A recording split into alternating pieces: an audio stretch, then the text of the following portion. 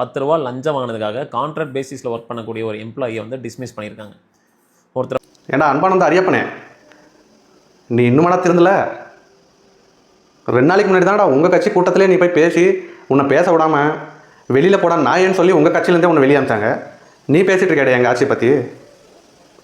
ஸ்ரீரங்கத்தில் புதுசாக ஒரு எம்எல்ஏ, ஒரு யூத்து, அவர் வந்து சர்ப்ரைஸ் விசிட் எல்லா கவர்மெண்ட் ஆஃபீஸுக்கும் ஹாஸ்பிட்டலில் போயிட்டுருக்காரு. உங்கள் ஆட்சியில் என்றைக்கா ஒரு எம்எல்ஏ இல்லை ஒரு கவுன்சிலர் யாராச்சும் போய் வார்ட்லேயோ இல்லை உங்கள் தொகுதியிலோ போய் என்கொயரி பண்ணியிருப்பீங்களாடா நீங்கள்? இல்லை ஒரு விசிட் போயிருப்பீங்களாடா நீங்கள்?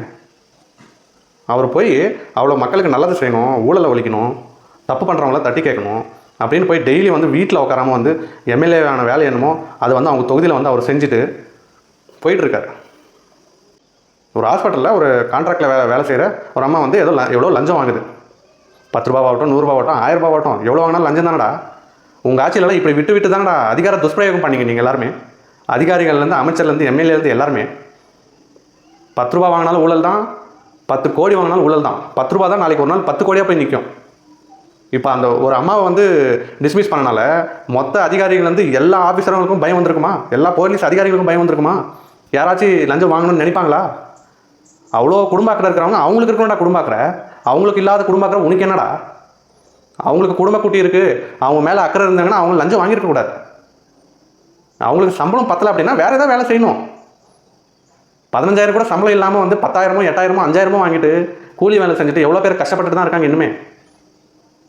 15,000 பத்தலை அப்படின்னா அவங்க வேறு ஏதாவது வேலை செய்யணும். அதுக்காக லஞ்சம் வாங்குவாங்களா? அந்த லஞ்சம் வாங்கினதை நீங்கள் வந்து சொம்பு தூக்குறீங்க. அப்படின்னா லஞ்சம் வாங்கினது கரெக்டு தான் அப்படின்னு சொல்ல வரீங்க, அப்படி தானே? இது வந்து திராவிட மாடல் ஆட்சி கிடையாது, எங்களோட அண்ணன் தளபதியோட ஆட்சி. நல்லா ஞாபகம் வச்சுக்கோங்க. யாராவது ஊழல் பண்ணணும், லஞ்சம் வாங்கினீங்கன்னு நினச்சிங்க அப்படின்னா அடிமட்டத்துலேருந்து கலெக்டர் வரணும், யாராக இருந்தாலும் அடுத்த நிமிஷமே டிஸ்மிஸ். அதை நல்லா ஞாபகம் வச்சுக்கோங்க. இது திராவிட மாடல் ஆட்சி கிடையாது, இது எங்களோட அண்ணன் தளபதியோட ஆட்சி. ரொம்ப ஞாபகமாக கவனமாக வேலை செய்யுங்க. மக்களுக்கான ஆட்சி.